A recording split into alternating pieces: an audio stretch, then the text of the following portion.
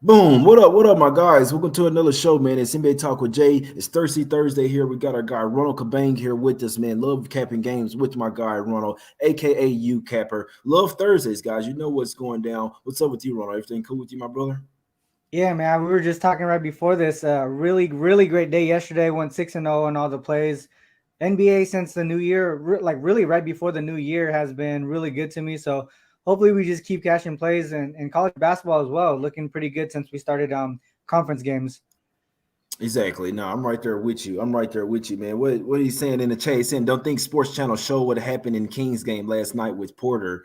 What something happened with Kevin Porter Jr. or what? I did see that he wasn't gonna come back. Maybe a little fight or something broke. I might have to do some research, guys. Kind of been offline here, but regardless, it's all business here, guys. Do want to let you know if you'd like to be a member of the channel, it's only I believe $2.99, $3.99 a month, guys. So a few people I did notice chose to be a new member of the channel. Today, my guy Anthony Thornhill joined today, my guys. So appreciate that. At some point, there will be some member only shows, maybe some nighttime shows, but we'll get into that later. Regardless of that, let's talk some NBA picks here, Ronald. This is what we're here for. First game up, we're going to the streets of Philadelphia here. We have the 76ers land 10 points at the house versus the Thunder, right, Ronald? How you looking at this game, my brother? The Sixers they just smoked this team. Do you think they can do it again here? Yeah, I think this is an interesting matchup here. I mean, I think the Thunder, they've covered 4 of their last 5 games. All 5 games went over 2. They're coming off of that 1 point loss to the Heat. That was sort of like a dramatic game right there on that last possession with SGA having a chance to win it. This is the second game of a 4-game Eastern Conference road trip as well. First, first leg of back-to-back games. They got the Bulls up next. The Sixers, on the other hand, they've been on a good streak here. They won 5 of their last 6. They've gone over in 9 of their last 10 games as well. So a lot of things really saying that these both of these teams offensively are doing a pretty good job at this moment. They're coming off of that 31 point win over the Pistons on Tuesday. There might be a little bit of a letdown here, but right now the Sixers are, I feel like they're just playing too well to kind of go against them here. But one thing that I want to do is really look towards the Thunder on their team total over. I think one thing here that's pointing me in that direction is Thunder. They're as road dogs are 10-3 ATS, 4-1 if it's a non-conference game. In that 5-game sample size, they're averaging 120.6 points per game, and their team total today is 111.5. The Thunder also 4-0 ATS as dogs on the first leg of back-to-back games. That includes covering against the Nuggets. They beat the Knicks, Bulls, and they beat the Celtics outright. That includes that game where they beat the Celtics. It was like 150-117. So this situation here, it kind of reminds me of that spot where I feel like the Sixers might just overlook these guys, and because the Sixers, they have a West Coast road trip coming up. They want to be healthy and ready for. So this might be Mm-hmm. just a sort of a look ahead to that road trip. For the most part, I really don't want to mess with the spread, but that would be the only way that I look is really towards the Thunder side, 9.5, I believe, or 10 in some spots, and also the team total over. So I haven't placed a bet on it yet, but those are the two ways that I would look in this game here. Yeah, that's a good point. Yeah, this one did. There was some tens out there this morning, Ronald. They did disappear. It's basically 9.5s across the board now. So those few tens are going. Maybe somebody out there liking the Thunder. I actually couldn't talk about. I don't like the spot here for the Sixers. Usually, and it could be something that you could look up SDQL as well for the future or whatever, Ronald. Teams when they're on their last game of a long homestand, but they're about to go on a 5-game or more road trip. Yeah. People don't and it makes sense as well, right, Ronald? You have to kiss your babies and your wives goodbye. You're going to be home away for 2 weeks. Usually they fly out right after this game, right, Ronald? So Mhm. I don't like the spot here for the Sixers. I know they're landing below points. I know that the Thunder don't really have a ton of guys that can stop Embiid as well, but you need fully focus when you land numbers like this, in my opinion, especially to a scrappy Thunder team as well. So plus a 9.5, it's a tough game, but I could see that Thunder team total over hidden, Ronald, mainly because the Sixers basically just overlooking them, basically Yeah. kind of going out here and just winning with your offense, right? Sometimes we see these NBA teams just doing enough just to win. You see what I'm saying? So it's a tough game for me, but I could definitely see points in this one. And we know that Embiid, I'm not sure what his points prop is. It should be somewhere around 30, 31, somewhere around there.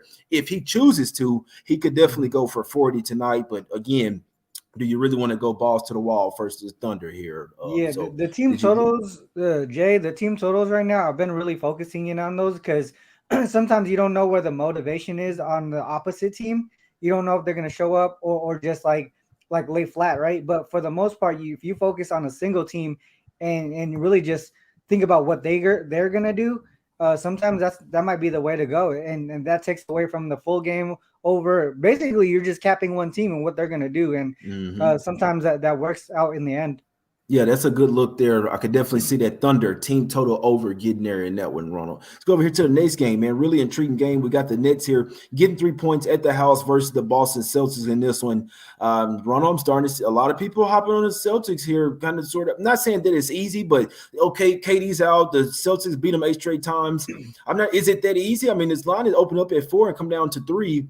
I don't. I'll tell you. I'll lean the Nets here. If I'm playing a game, if I'm playing something here, I'm taking the Nets here. Obviously, KD's out, but when you got swept by a team in the playoffs, obviously you're going to look at this team a lot differently. You're going to want to beat them literally every single time. Now, earlier this year, when they still had Nash, if I'm not mistaken, they faced off against the Celtics and got smacked up once again. But it's a little bit different situation here. I feel like this team is actually playing defense now. They're actually locked in. We know that they don't have KD, but they still got an array of ballers over there, and I feel like they can hang with the Celtics. I don't like how everybody's just writing the Nets team off and still rocking with the Celtics like it's the first quarter of the season. I sense a little something different with the Celtics here. Everyone feels like this one easy. Ronald, what are we doing here?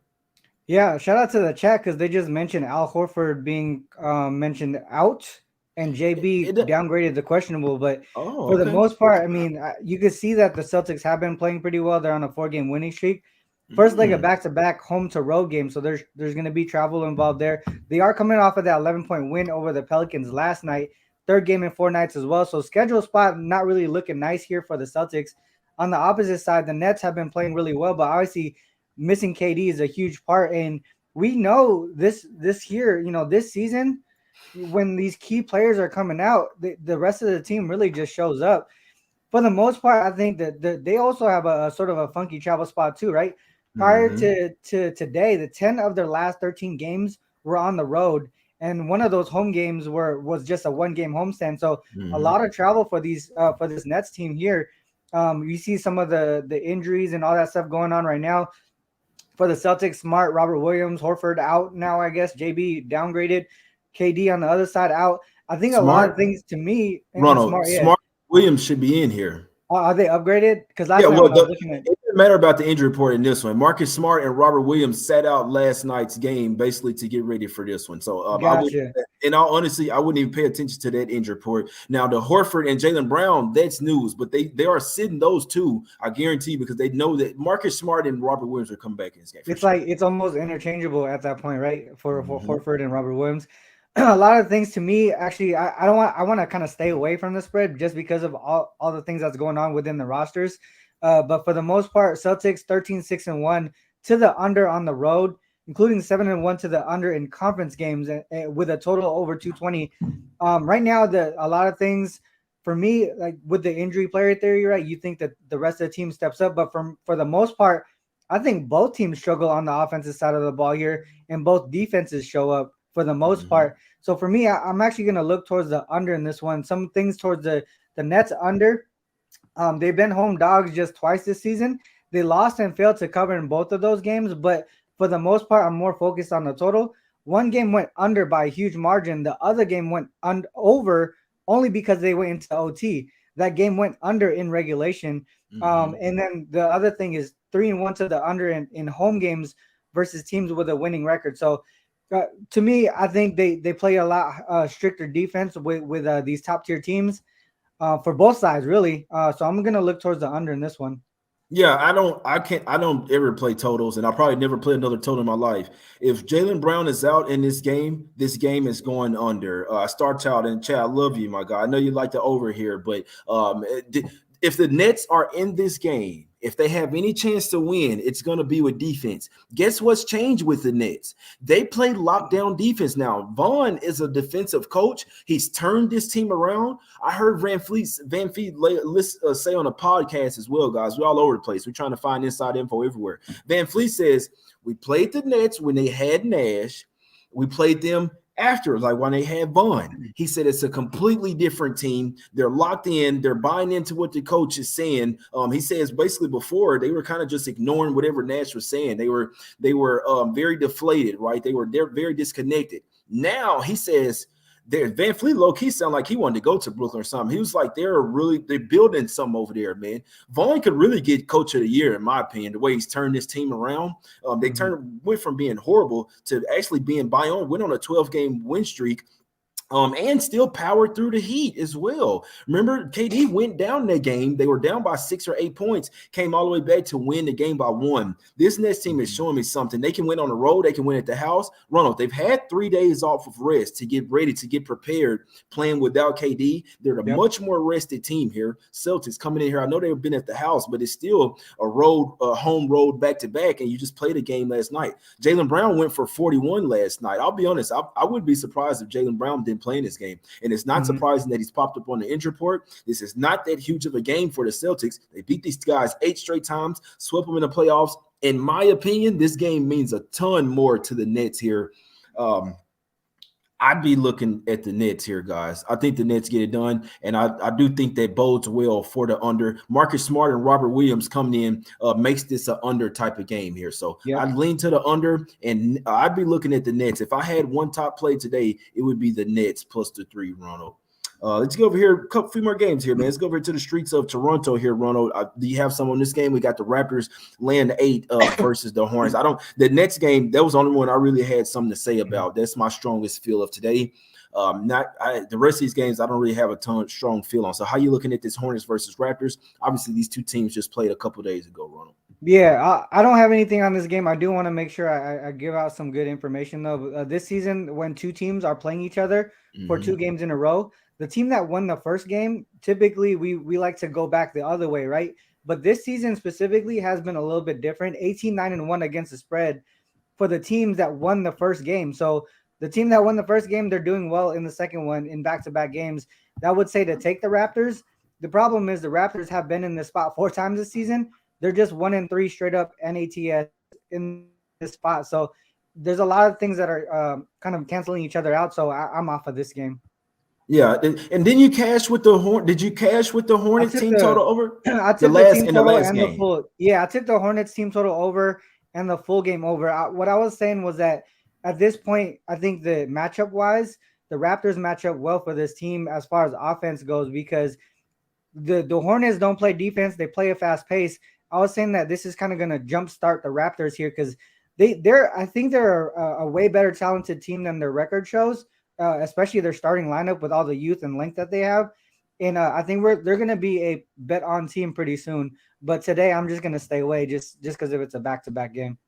Gotcha. Yeah, the total came up. If I'm mistaken, I think the last total was like 229. This one come up to, I don't know for sure, but maybe that over. We know the Hornets are over team, dead nuts. They like to run and gun, and I know they're starting to play a little bit more defense. But I just feel like the Raptors probably liked it. This is probably good for their offense. They struggle to score, but when you go up against the Hornets, it's like, oh, okay, we can get easy baskets now in transition. These guys are shooting when there's only four seconds off the shot clock here. So I don't play totals, but I wouldn't be a bit surprised if Hornets team total over got there once again, and I'd lean to the full game over as well in this one. My only problem, Jay, with that is that I just don't know how much motivation the Raptors are going to have today, because they put up 132 on these guys just the last game. Then they got a revenge game coming up against the Hawks up next. So I just don't know if they're going to really be there fully mentally, because they just smashed them. Like, what's the point in trying to play hard again? So I don't know. Motivation, I don't know if it's fully there. So I just wanted to stay away from it altogether. If it's not fully there, that's even more reason why the game will go over. Raptors are a defensive team. If they're not locked in, offense is gonna come, guys. That's what this NBA is about. You got to care a lot to play defense. So if they don't care, if they're looking ahead, that's even more reason why the defense will be even more lax, and they'll just try to win with their offense. That's what teams do versus the Hornets, guys.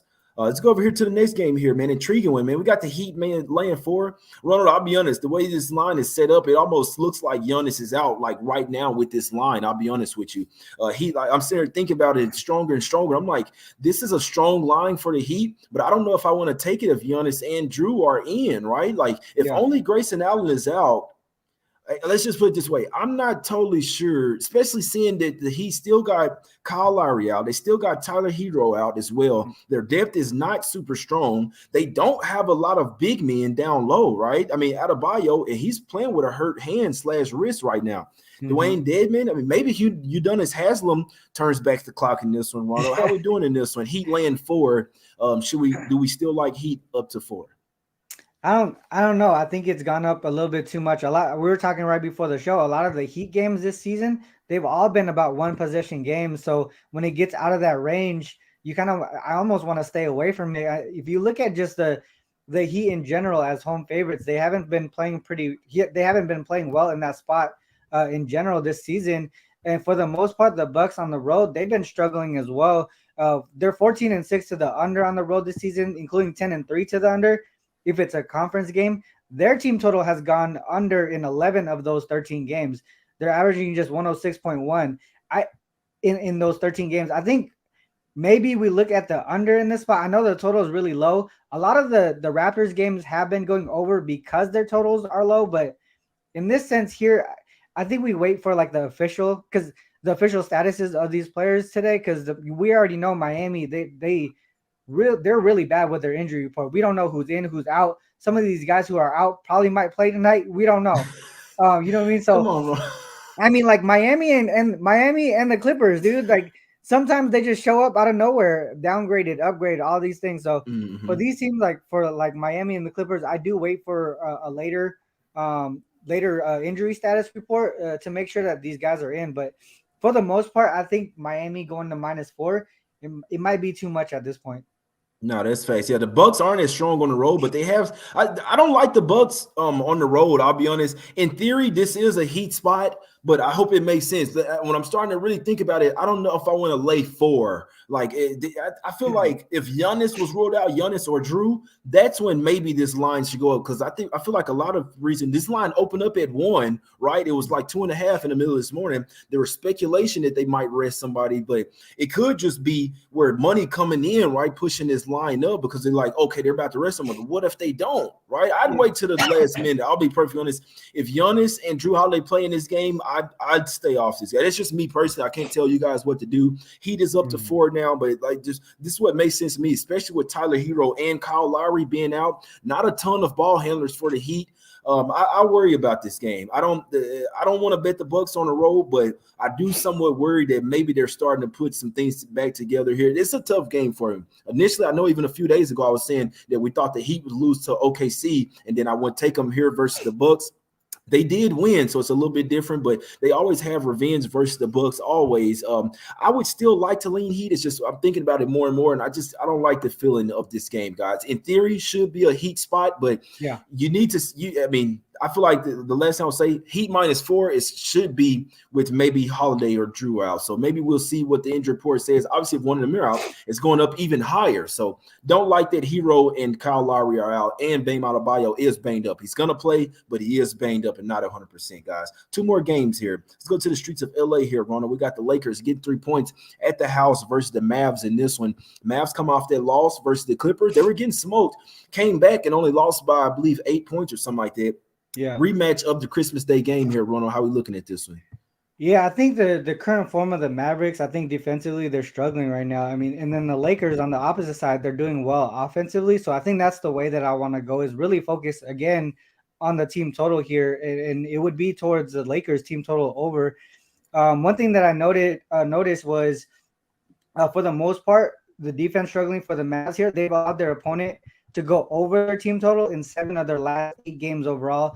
The Mavs 3-9 ATS as road favorites this season as well. And there were only 2 other games where the total was over 230, and they allowed their opponent to go over their team total in both of those games by a pretty good margin.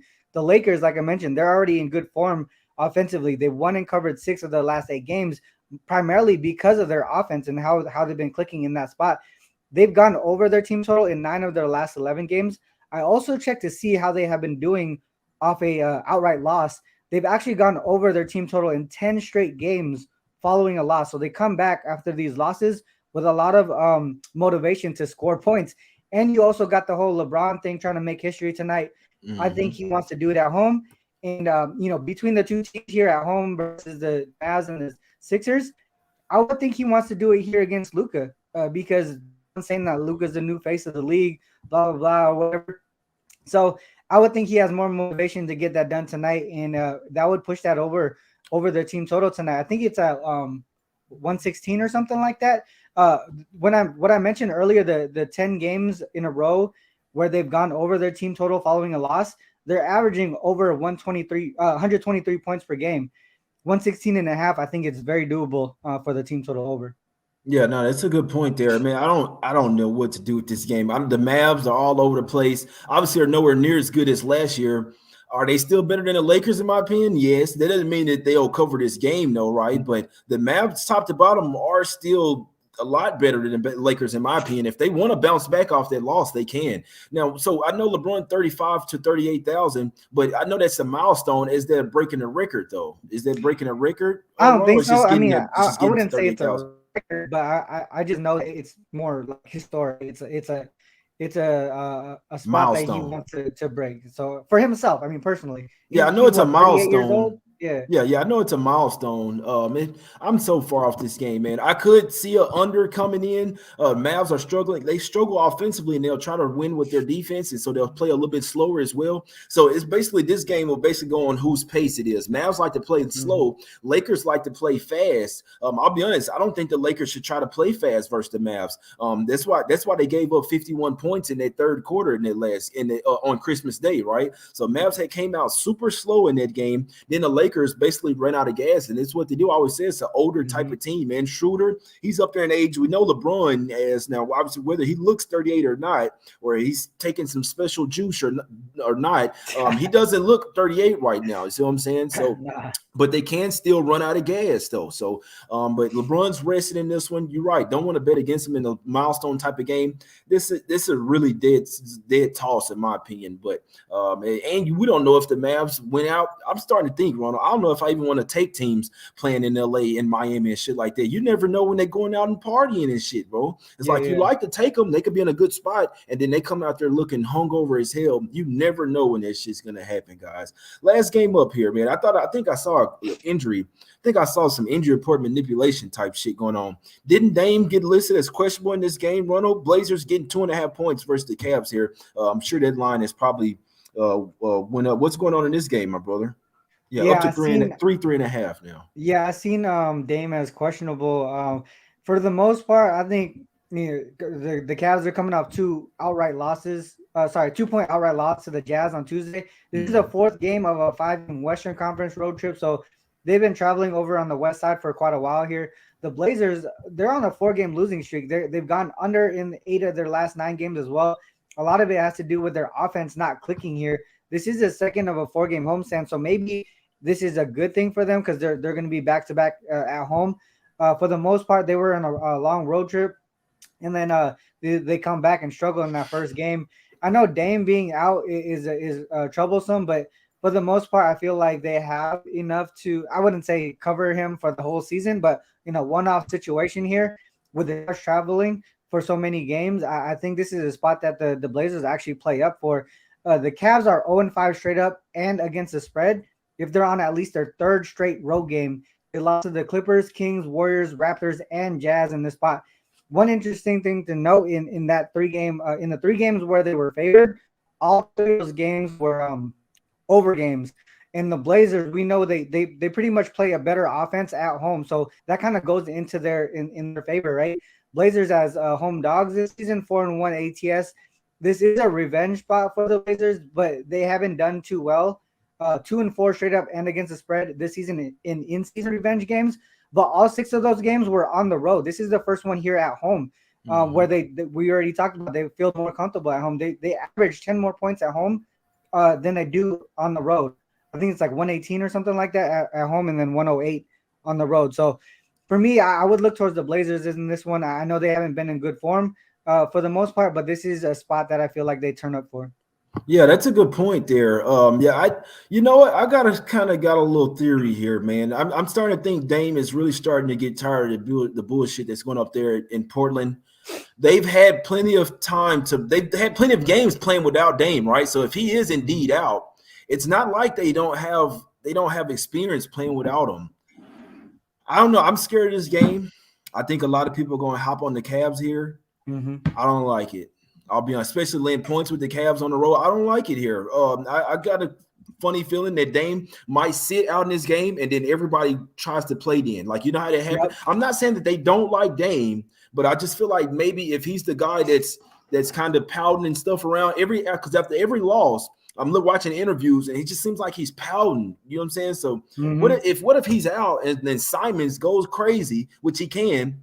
They still got Gary Payton II as well. They can literally change. He's a bigger Jose Alvarado. He can come into any game and change it defensively. Whoever's hot, Mitchell, Garland, LeVert, you put Gary Payton II on him, you won't be so hot. Let's just put it that way. That's why I like lockdown defenders, man, because no one thinks about them, but they can literally go in there and change a whole game, man. And Gary Payton II is that guy. He doesn't care about scoring. He'll get some dunks, but he wants to muck up the game and guard the best player. That's how I play basketball, guys. Just a little snapshot. Whoever the best player on the other team, that's who I want. I'm shutting your ass down, man. But regards to that, I wouldn't be surprised if Dame got ruled out. And the Blazers cash, guys. My guy with a note here in the chat, Greg, 7-0 against the spread this year.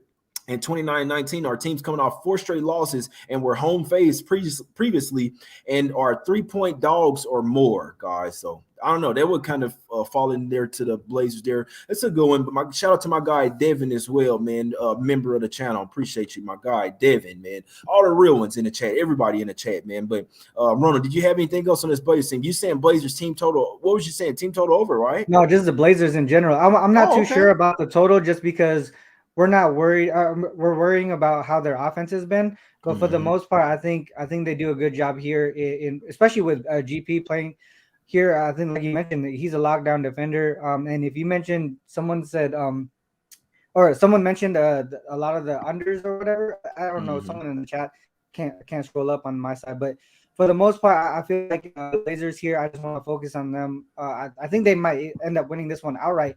I already showed you how the Cavs do in at least the 3rd straight road game. I think the travel gets to them today, and I think the Blazers might end up winning this one. Facts. Last time that the Cavs earlier this season went on this West Coast road trip, as the road trip went on, they did struggle. I must say the Cavs. I mean, and we got to admit as well, I love this Cavs team, guys. I think they're a buy-on team. I must admit they're not necessarily the same team on the road. That's why in the last show I was leaning towards the Jazz as well. And you see what happened. Jazz did them win their game. So just to bring some numbers to back that up, Cavs only 8-12 straight up on the road, which isn't horrible. But when you look at 6-12-2 against the spread, which is what us bettors care about, it's not necessarily a winning bet, especially laying points. So maybe when they're catching points versus a top tier team, but and they already beat the Blazers at home as well. So it's a revenge spot for the Blazers. Just call me crazy. Sneakily, I'd lean Blazers here. I'd wait until the last minute. Dame probably gets ruled out in this one. He probably doesn't want to play anyway.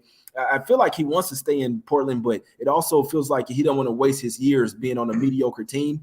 Something's up going on there. I just got this crazy feeling. Dame goes out, everybody plays free. Simons goes crazy. Jeremy Grant, Nurkic gets the ball as well, and Gary Payton II can lock someone. It's just how I'm looking, guys. Yeah. One thing to add, Jay, real quick. I mean, if we think about it, a lot of the times this season, when someone says they don't, like, they talk about their team and how they don't want to be there, or blah, blah. Like, think about Zach LaVine when everyone was saying he wanted to get out of Chicago.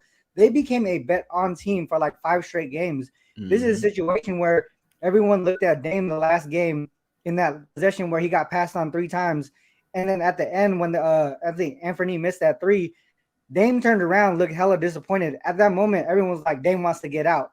Now everyone's saying like he don't want to be there. At this point, this might be that spot where the Blazers become a bet on team for quite a while, because everyone's going to look down on them and kind of overlook their situation. Exactly. No, that's a good point. That's a great point there. I didn't even notice that as well, man. So that's a good point by you, Ronald. Let's get to some free picks here, my brother. Let the people know what you got going over there at Sports Memo, my guy. I know you've been hot. I know you said 4-0 yesterday. Let's keep it going. Let the people know what you got going over at Sports Memo and any free picks for us today on the show, my guy. Yeah, 4-0 yesterday in the NBA, 2-0 in college basketball. I actually don't have anything up right now on sportsmemo.com.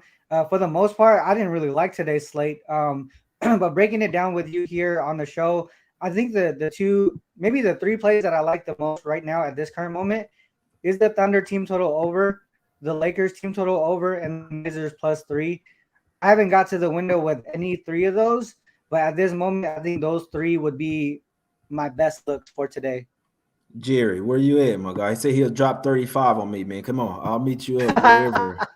I'll meet you up wherever, my guy. About the next week, I'll meet you up wherever. But one more time, Ronald, break us off with your leans, bro. I know you don't have anything official. One more time. Yeah, so all the leans that I gave out today: Thunder team total over, the Nets Celtics under, Heat -4, Lakers team total over, and then the Blazers +3. I think the three of my favorite ones that I might get to the window with today: Thunder team total over 111.5, Lakers team total over 116.5, and then the Blazers +3. I think it's smart to wait on this Blazers one, like you mentioned, just to see if Dame plays or not, because that's going to move the line. But regardless of where it ends, I think it's a Blazers look tonight for that game. Yep, they say Giannis is out, my guys. So Giannis is out. You should have got this, should have got on that earlier, man. So it looked like that -4 was right, but unfortunately now it's about to go crazy, my guys. It's about to go crazy. So, but yeah, hopefully the guys got on that heat earlier. I lean Nets today. That's it, man. That's the show. We broke down the games. We'll let you know how we're looking at every single game. If you'd like to become a member of the channel, the link will be in the description, my guys. If you like the show, hit the like button, subscribe as well, and retweet on Twitter if you can. And also, if you like to get a shirt or show some support to the channel, jmoneyasmoney.com, my guys, for 50% off shirts. Use promo code We Will Win, 50% off all the merchandise over at the site. We appreciate you guys for tuning in. Hit the like button. We out, my guys. We're back tomorrow.